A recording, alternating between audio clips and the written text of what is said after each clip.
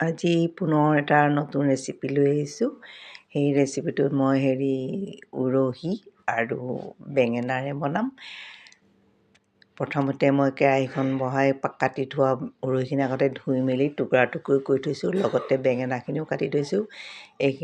এইখিনি খালি তেলত এনেই ভাজি লৈছোঁ। প্ৰথমতে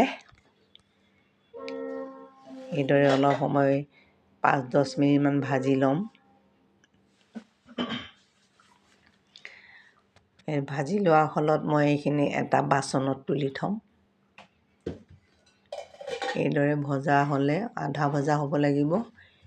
এয়া মই তুলি লৈছোঁ, তেলৰ পৰা টুকি থৈছোঁ আৰু ৰৈ যোৱা তেলত আৰু অকণমান তেল দি ইয়াতে মই জিৰা গুটি কেইটামান আৰু আজৱাইন গুটি কেইটামান মিক্সকৈ দিছোঁ।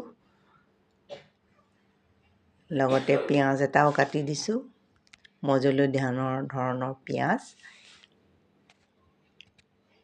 লগতে 2টা জলকীয়া ফালি দিছোঁ।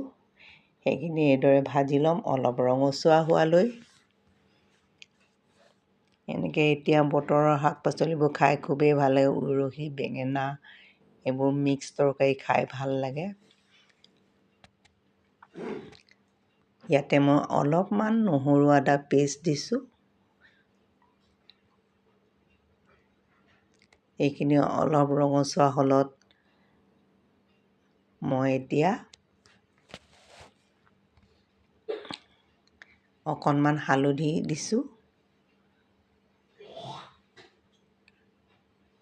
লগতে নিমখো অলপ দিছোঁ সোৱাদ অনুযায়ী। দৰকাৰ হ'লে পিছত আপোনালোকে দিও ল'ব। এইদৰে মই অকণমান কমকৈ দিছোঁ। বিলাহী এটা কাটি দিছোঁ সৰু। এইখিনি চব একেলগে মিলাই ভাজি ল'ম। আগতে মই বইল কৰি থৈছিলোঁ ফুলকবি, এইখিনিও মই ইয়াতে মিক্স দিম আৰু এটা আলু দিছিলোঁ। সেইখিনি সকলোখিনি একেলগে এনেকৈ ভাজি ল'ম।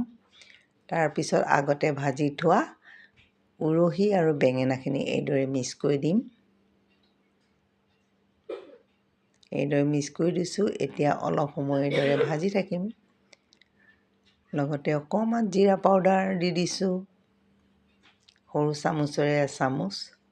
লগতে ৰেড চিলি পাউডাৰ কাশ্মীৰীটো অকণমান কালাৰৰ কাৰণে দি দিছোঁ, বেছি ৰঙা হ'লেও ভাল নালাগে। এতিয়া এখন ঢাকোনখন 2 মিনিটমানৰ কাৰণে ঢাকি থ'ম। এয়া পুনৰ তুলি দিছোঁ ঢাকনিখন।